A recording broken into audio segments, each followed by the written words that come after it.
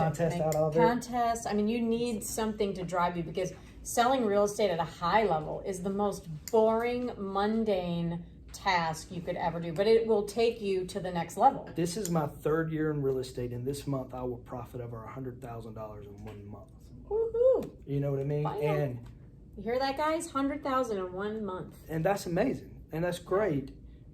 I don't do it for the money. I mean, I like money, but my vision's a whole lot bigger. I have a bigger why. Well, we talked about money equals freedom. Freedom, and I'm all And about security, freedom. right? Yeah, I'm getting old. Okay. He's 38 today. I don't want to do this. Whoa. Now. I don't want to do this now. 38. I don't want to do this now. Yeah, happy birthday. But you know, real estate is amazing because what you put in is what you're really going to get out. You can't do that anywhere else. It's so empowering to be your own boss. You make your schedule. If you want to take a week off, take a week off. If you do what you need to do throughout the year, you're not going to feel guilty doing those things. That's amazing. You don't have to ask permission. Hey, I want to go see my mom today. I don't have to ask. We'll have to ask those guys if I could go. But you know, it really is. Entrepreneurship is the American dream, right? Like, and real estate is the cheapest way to own a business and make the most profit. Now, you can spend an arm and a leg and chase every shiny ball, but that's because you just don't want to put the work in, so you think there's an easier way. So I'm just going to spend this money, and it's just going to fall in my lap. Buy leads and do all those things. And think about it, if he's making $100,000 in profit, in my opinion, you deserve to make that because you put in the work. Right. So I know there's a lot of us that didn't do the work that you did 30, 60 days prior. And so we don't deserve to make $100,000 because you put in, and the team puts in the blood, sweat, and tears. Therefore, they're going to get the reward. And some people would say, oh, he's just so lucky. The outsiders looking in, how does he do it? Oh, he's so lucky. And then when you tell people how to do it, like, we're telling everybody how we did it. Why isn't everybody going and doing it? They just won't. And so not everybody will. Then not everybody will. And that's why I think I was never afraid to tell Phil what we talk about, sellers about. We know, I mean, he knows the information, I know the information, but who's going to have the initiative to put in the work and can make it consistent enough to make $100,000 a month? And the biggest thing I can tell you is I call it the 3 F's: follow up, follow through, follow back. Most of your business when it comes to a FSBO or an expire, it's not going to be that initial conversation. Right. It's going to be the conversations coming after. Yep. So are you following up when you say you are? Right. Are you doing what you said you were going to do? The funniest thing about expires is they say, call me in 30 days. FSBO, call me in 30 days. I call them every Monday at the same time, and I ask them the same question, to the point they're going to tell me to quit calling, or they're going to say, just come list it. I'm sick of talking to you. Right. Because things change quickly in real estate. Things change quickly in life. If you wait 30 days to call them back, I'm calling them every week. Who are they going to have a closer relationship with, you or me? Not because I'm better than you, because I'm not better than any of you, but it's just the actions I do. Can you replicate it and do it over and over and over again? Are you afraid if you call them every week, they're going to get annoyed with you? I don't care. I know. I think that's where a lot of people, they get hung up with, well, I don't want to be annoying. I don't care. Because for everyone I'm annoying to, another one I'm showing how persistent and consistent I can be. Phil, I told you don't call me for a month. Hey, Tina, I totally understand that. I was just doing my due diligence to see if anything's changed. Nothing has changed. Okay, if you need anything, let me know. I'll touch base again. Okay. See, that didn't hurt. I asked for permission, and I'm going to do it again. Yeah. Because eventually she's going to get to the point where I need you. And if Tina's on the phone calling them, or Tina's team's calling them, and my team's not, they don't have any tie to me. I talk to them on the phone. They don't know me. So they're not going to remember you in a month. They're not going to remember me. I don't remember a cold caller that calls me to sell me some kind of product. If they called me 2 months ago, I'm like, who is this again? But if you call them every week and you're doing some kind of touch, whether you're dropping them a video, send them an email, send them something in the mail, so they have a reason to remember you. So let's shift gears real quick, because I think they get the point that you're a hard worker. Yeah. You study your craft, just like I studied my craft. You're building a big business, and it's going to get bigger, right? You said to me yesterday, I got you thinking bigger, because I said, my goal is to make $1 million a year. And I failed at 994 one year. And I was like, oh, that was bad. But you want to now make $1 million a year. Right. So now you're going to implement that. Yep. So we know that you're driven and inspired to do that. Let's run through a role play, if you don't mind. We'll do an expired, and just kind of, you guys can kind of hear how Phil does it. I mean, you've heard me do it. You know, we all kind of have a little different tonality. Yeah. But I think our styles are probably very similar to where you have a softer, you're not this hardcore on the phone with not people. Even close. Like I'm very calm and actually slow, actually. You're slow. Okay, Yeah. so do you need the script? No. Okay, look at that. Well, I mean, I have it here in case you need it. But all right, so I'm going to be an expired. Okay, ring. Hey, I'm looking for Tina. This is Tina. Hey, Tina, this is Philip DeMoof with DeMoof Realty Group. How are you today? Oh, good. We've had like 4 agents call us already. We're not going to sell anymore. I totally understand that. If you were going to sell, where were you going? We were just going to build, but we're just changing gears. Yeah, I can understand. It sounds like you're pretty frustrated with the situation. Yeah, very. Let me ask you, I see it was on the market for 6 months, correct? Yes. In that 6 months, how many showings did you have? I mean, you know, we had a lot of showings. We didn't have any offers, but like I said, I mean, we're not selling it right now, so thank you for calling. Hey, I really do appreciate you for that. Let me ask you one question, and I'm going to cut to the chase because she's been a little aggressive with me. If you were going to sell it and you were going to build and I could get you there in the next 60 days, would that still interest you if I could make you the money you needed to make? You know, I mean, I just don't see how you can do that. I mean, we had it on for 60 days, or we had it on for 6 months. We had a lot of showings. We actually back up to a road, so that was the feedback. Got you. Now, the agent you worked with, how'd you pick them? Were they a family friend? I actually met her at an open house. Okay. Well, as you know, probably now after that experience, and it sounds like you weren't happy with that agent, not every agent is equal, right?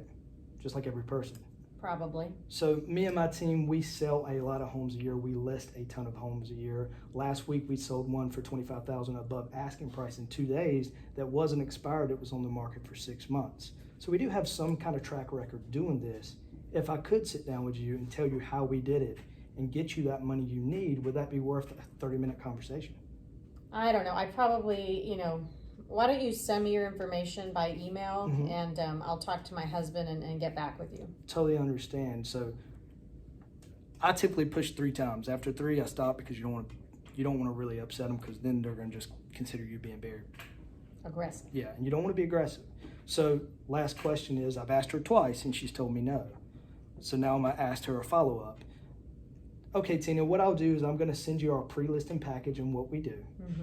When do you think would be a good time to reach back out to you and your husband to talk about what you see on our pre-listing package? Because I think you're going to be very happy with what you see in the numbers and what we do. When would be a good time to follow back up? Well, it's Friday. Maybe just give me the weekend and I'll talk to him, and maybe next week would be fine. Okay. So what I'll do is I'm going to send you this package and we'll follow up on Monday. How does 2 p.m. work for you? I work till 5, so. Okay. How about 5:30? Yeah, that'll work. Okay, so then I'll send it to her, and then Monday I'm gonna call her back at 5:30. Ask her, did she get it? Does she have any questions? Typically they will, because they're gonna see some pretty good stuff in our pre-listing package, and then we'll set it then for her, because she is being engaging with me. She's not being aggressive. She's not being mean, but she's told me twice. I need to think. Now, some people would think that makes them uncomfortable, that I'm being really mean and kind of nasty. They might even call me nasty, and I don't take that as nasty. I take that as, I've seen nasty. I'm annoyed with the situation, but I'm not annoyed at you. She's not mad at me. Right. But people think that they're mad at them. They don't like the confrontation piece where I'm annoyed, you're calling me, 4 people have called me, which already you're like, oh God, I'm going to be one of those 5th people now. And you could even do a joke with that. I mean, it depends on your comfort level. Like, if you say, like, I've had, how many people call me? 4 people. You know, it's funny you say that. I bet you have. There's a way we could stop that today. How's that? You go ahead and list with me, you won't get any more phone calls. You know what I used to say? I go, 4 people. Now, I got to be honest, Judy, there are 9,000 agents in the Triangle. If 4 agents called you, I would hire one of those 4. Yeah. Because they're actually working today. So you kind of make them, you chuckle. You get them to loose up. Yeah, so you use that. Again, you just have to use what makes you comfortable. And you can say it in 1,000 ways, and you really go off their gauge. She's somewhat interested because she's talking to me. Otherwise, she would have hung up. Right. Depends on how you want to do it. Me, that's just a good follow-up, because I'm not going to be that aggressive with her, because she still doesn't know me. Right. So I'm going to send her a pre-listing package. I'm going to send her a video so she sees my face. And then on Monday when I call her back, I'm gonna say, hey, what questions did you have? And then I'm gonna make sure her husband's available because she's already told me he's a decision maker, so he's got to be there. And the other thing I find too is maybe their last agent, they didn't like that they weren't aggressive, you know, and they think that the agent didn't, it's always the agent's fault. You didn't get the job done, their marketing sucked. Part of like him engaging me and keep pushing back, the seller kind of likes that because they're like, man, this guy, he's not lazy. He's not lazy, and he's being consistent, he's being aggressive. And when they fail in getting their home sold, they need an aggressive agent. Most of them want an aggressive agent. When I say, what's important to you this time about hiring your next agent? Well, I want somebody more aggressive. And then kind of like you said too, like she says, we want to build. Well, hey, why is building important to you? Why are you, it sounds like you're upgrading. You could go deeper. Well, depends on how she is. Like she's already told me she kind of wants to get off phone. But if she wasn't, if she was a little bit, sometimes they want to talk, especially if it's been 6 months. You know, because now they're starting to think again. The market's heating back up. And so 6 months is a different conversation than if it's day one. They're still very burned. Very mad. So like 6 months in, I'd say, so what are you know? Why are you building a home? She'd say, well, we're having a child. Or, well, you know, if I could help, because then I'm figuring out the emotional tie to it. Well, if I could help you have that home before you had those babies, how would that make you feel? You know, like there's so many ways to play it, but the main thing is just to have those conversations. Sometimes you're going to get an appointment.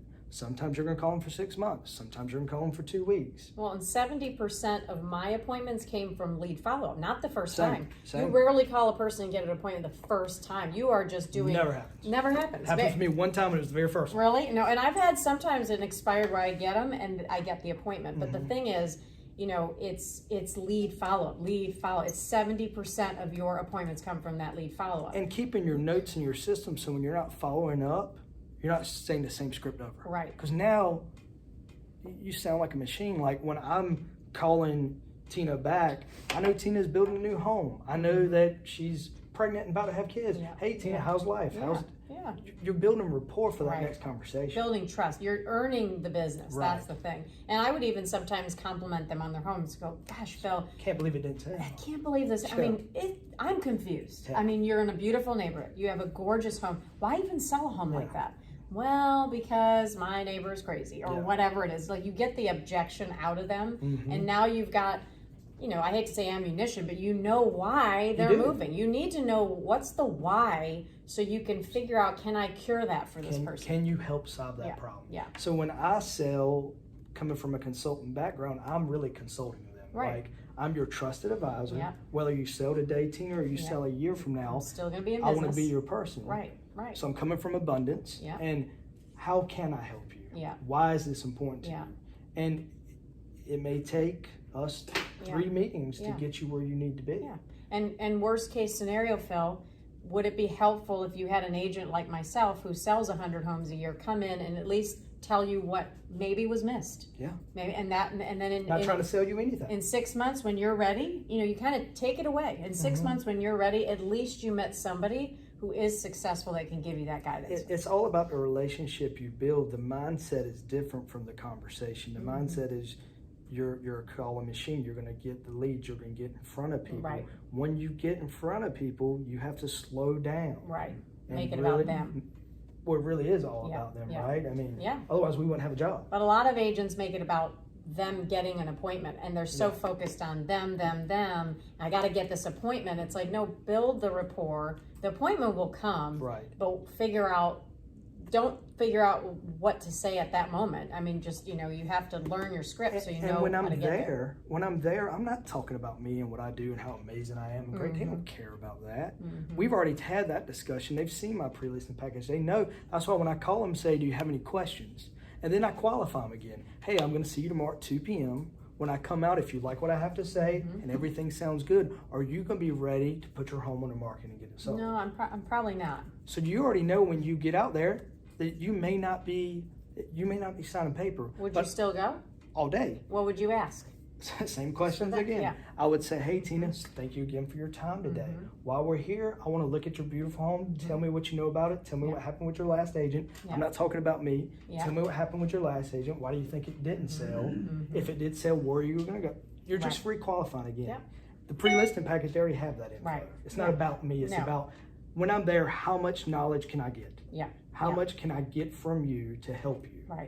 Right. If I'm telling you all about me, I'm not getting anything. And most agents come there with this big presentation of, this is what we're going to do. We have drone photography and we have twilight photos and we're going to... If they ask, that's great. Yeah.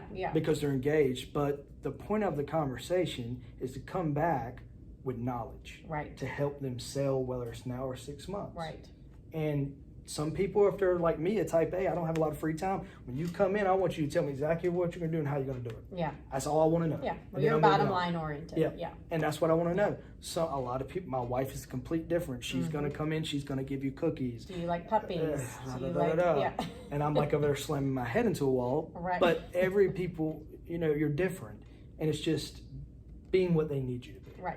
And a lot of times, if you're not what they need you to be, you're never going to get to sell anyways. Because you've turned them off so bad. Right. People want to work with people they believe are part of their pack. He's just like me. She is just like me. When I go meet someone from New York and they're just loud and they're using their hands, I'm doing the same thing. I am just right there with them at that level. I mean, I'm Greek and Italian, so that's natural for me. But then when I go meet an older couple and they're just quiet, I am that quiet reserve. Let me show you the numbers. I am following their pace of tone and volume and body language, speed. Yep. Because I can talk really, really fast. Same. But fast talkers might be scare the hell out of them. Absolutely. And then once you do get their guard down, then you can be more who you really are. I mean, you can make a joke, you can make them laugh. Right. It's just really about the impression you're leaving people. Yeah. And I try to dress for the occasion too. Like if I have an appointment and it's $1 million listing, I'm going in a nice suit. Right. If it's a $200,000 home, I'm probably not gonna have a suit on. Right. I'm probably gonna have slacks on and a polo. Yeah. Because you want to copy your customer. I mean, you don't want to seem like, whoa. Yeah, too much. And I agree. When I go out to $1 million listing, I've got the jewels on and the bling bling because they want to know you're in that club. And you may build a relationship. When I go to I'm a watch guy, I got a lot of watches. Yeah. I'll go to a listing, if it's a nice listing, the guy will say, hey, is that a Breitling? And he's going to talk to me about it. Right. And now I found a way in. I found, this guy likes watches. Right. Let me show him my watches. Is that a Rolex? This is Breitling. But no, I mean, you do that. He did not take my advice when I told him, don't spend your money on a Rolex, Phil. I'm weak. He's weak. There's worse addictions I could have. That's okay. He works hard though, right? That wasn't even one commission check. I told him I used to buy fancy purses when I was like making really good money, and then I sold them all because I was like, "This is ridiculous! $3,000 purse? That's so dumb." You know. So once you get over I made all this money and I'm gonna buy a nice thing, and then you realize what you really want is to save your money and have freedom and put it in the bank. Now I will tell you, I saved for these watches for 2 years before I buy them. So I put a lot of money in savings. Yeah. But no, you are right because especially with COVID's a proven example of that. Mm-hmm. A few months ago, I lost $100,000 in a day in business. 2 years ago, that would have crumbled me. Yeah. But I saved and I was conscious about it. Yeah. And I kept my expenses down. Right. I didn't chase every shiny object. The way I do it probably is the harder way. I am a phone calling company. We crank out calls. Yeah. It is not fun, well, but it's cheap. It's cheap. And you can make a lot of money doing it. Cheap and profitable. Right. Yeah. So who has questions? I think we got to wrap up soon. Has there been any questions that have come in, Pam? Anybody, if you have questions. Lots of happy birthdays for Phil. Any questions here for all of you? Brandon? So you had your team, you reset your team recently, right? Right. At what point did you make the decision and how did you go about rebuilding a new team?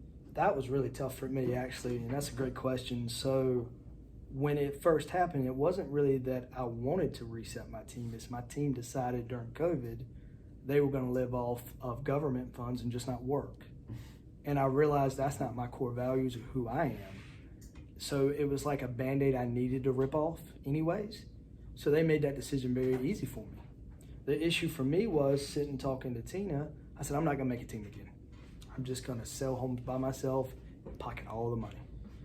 And I did it for a month and a half, and I was burned out. I mean, I did like 15 deals in a month and a half, and I was exhausted. I didn't get to see my wife.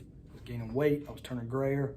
It was not my thing. And I looked at Tina, I said, I cannot keep this up. And she said, well, you have two choices. You either make less money or you leverage. So I said, okay, let me start talking to people. And Austin reached out to me. I met him here. It's a great place to meet people. And so we had a conversation. I liked his values. I liked what he was trying to achieve. And then Tina introduced me to Cam, and I liked Cam's mindset, and I liked his thought process. It was very analytical like me. So both of them had characters like me, and they complement each other very well, and they complement me very well. I don't have to babysit them. I coach them a lot because I really enjoy coaching and helping other people, because I want to make other people as successful as I am. That's my fulfillment. Like, if I can make you better than me and make you where you're living the lifestyle you want to live, whether it's $1 million a year or $100,000 a year, you're going to have a certain respect for me as I am for you. So it's really about finding the right people to fit now our team, because it's not just about me now, it's about us, and making sure when I hire people, they fit those two guys. They got to be comfortable. So it's really, I really treat them like partners. They're more like, they're not employees, they're my partners. When I'm on the phone with people, I say my partner Austin, my partner Cam. I don't say my buyer agents, because they're my partners. They help me run the business, and as it grows, there'll be other potential opportunities for them to grow with it, depending on what they want to do. So it's really about how can I get life back for myself, leverage, but also have the time and energy to give them what they need. If I try to do it myself, I'd never be able to help them. So, it depends on what you really want to achieve. You'll always do better with a team. Yeah. I mean, not financially. I'm just saying in life. Like, I could never have gotten to where I got without leverage. Admin, my husband. There is no one-man show. You're never going to get there. And you won't do it properly if you do. I mean, you're going to have terrible reviews. Right. And then team, I think the other thing is it's the camaraderie, right? So it's nice to come in and feel like you're part of something and you can cheer each other on, and it's kind of lonely to be alone sometimes. And you felt that way too, because I'm a people person. Right. I love people. Like, I will talk to you for days about anything you want to talk about. Yeah. I actually don't really like talking about myself. I really know about you, but that's not why I'm up here. So when it's about me, it's just more about you. But really, I just enjoy it. I enjoy other people's walks of life, what they've been through. And that's why I think I'm really good at sales, because I really just...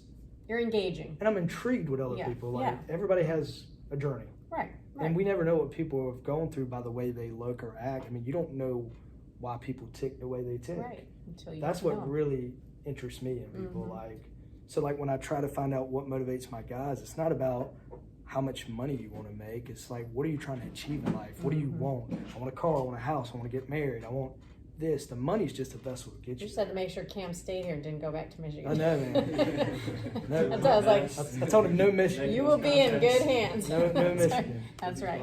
Kick him in the butt and make him do it. Any other questions while we're... Anybody? Yeah, for your team, what's the daily and weekly goals as far as calls made, appointments set, and... Great. So our goal is, and it doesn't always work. I mean, life happens, okay? But they still have to hit their goal, okay? So I'm not as tough on hours with them as I would like to be. I like to be 8 o'clock in the morning, 12 o'clock, you're on the phone, period. That's not realistic. Yeah. Right. My goal is they have to have a certain amount of conversations a week, and they're both starting off, so it's not as high as it's going to be. Right now, I'm very simple with them. 10 good conversations every day. 10 good conversations every day. That's all I'm asking for from them. And the goal is for them to set me 2 appointments a week right now. They're on a 30-day, 60-day, 90-day, basically incubator program. And by the time they get to 90 days, it's going to be 25 contacts a day and an appointment a day. And those contacts, that's calling, or that can be any sort of touch? Calling. That's even if somebody answers and hangs up on you. If there's a human contact, it's one. Gotcha. Yeah. And the conversation is, right now I kind of push them a little harder. I'm like, I want you to have 10 conversations. Right. That's why I don't say 25. Because honestly, if you have 25 contacts, you're probably going to get 12 conversations. Yeah. So it's really the same. Right. You're going to get, where the home sold. Hi, it already sold, it closed. Well, that's one, but it's not a conversation. It's Right. somebody. You're just like, there's more back and forth. Right. Yeah, I just want them to have a good conversation, because then when I coach them, we can analyze the call. Right. Like, what happened? What did you say? When did you say it? What should you have said? And it's not because I'm trying to beat them up. I'm trying to help them think and get to understand it. And it really does come with scripts, because until you can really sit there and not have to think about what you're saying, you're not going to be the best at it because you can't listen to what they're telling me. Right, because you're worried about what to say. Worried about what to say. And that's the worst, because at the end of the day, you're just trying to have a good conversation. But the quicker you understand why you're asking this, whether you say it word for word, you make it your own, you flip it, twist it, turn it, the main thing is you're getting the most important things out of that conversation. Timeline, motivation, things like that is what you want to know. Because if there's no motivation, So, yeah. why are you doing it? Yeah, waste Right. your time. And if the timeline is 2 years ago, you don't need to go meet them every week. You Because know? you're gonna have some sellers that list their home just to test the market. Yep. I just was testing the market. Well, I'm not testing You're not testing on my data. yeah, like we're not doing that. And so and then I would before go out, I'm like, I'm just gonna go convince them. No, you're not.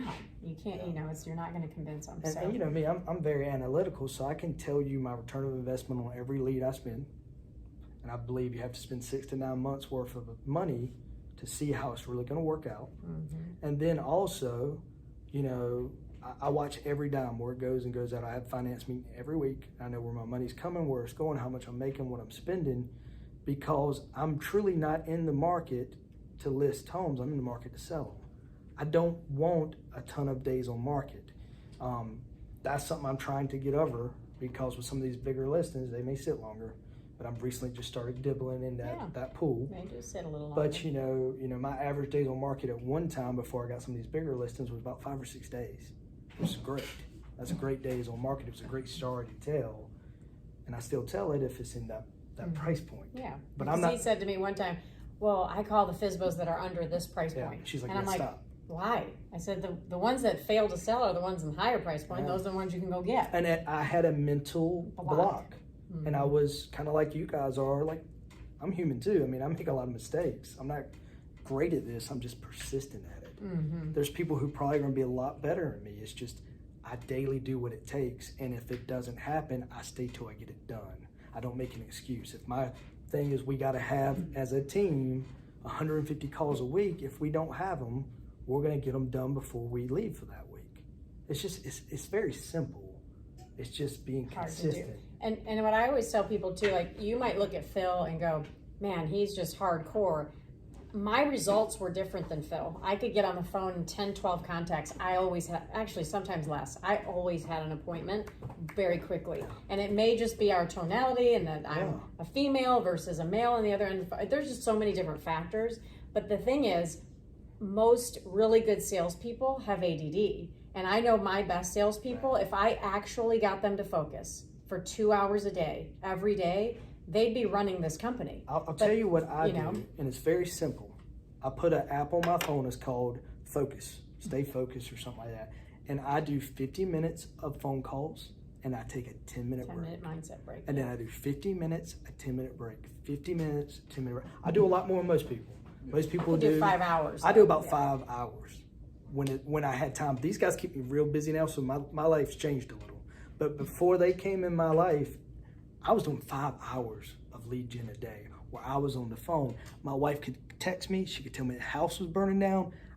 Between 8 and 12, I'm not going to pick up that phone. I don't care if you're a customer calling me back. I'm going to call you after 12 o'clock once I've hit those numbers I needed to hit, because it's a numbers game. It's a numbers game. And a lot of people are going to work with me. A lot of people aren't. My goal is simple.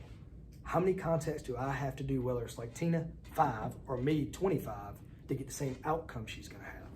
Because it doesn't matter. No one cares that she did it in 5 and I did it in 25. Yeah. It's we had the same outcome. Yeah. So it's real estate is very simple. You need to find your niche, whether it's FSBOs and expireds, circle prospecting, door knocking, past clients, referral business. There's so many ways to make money in real estate. I tell everybody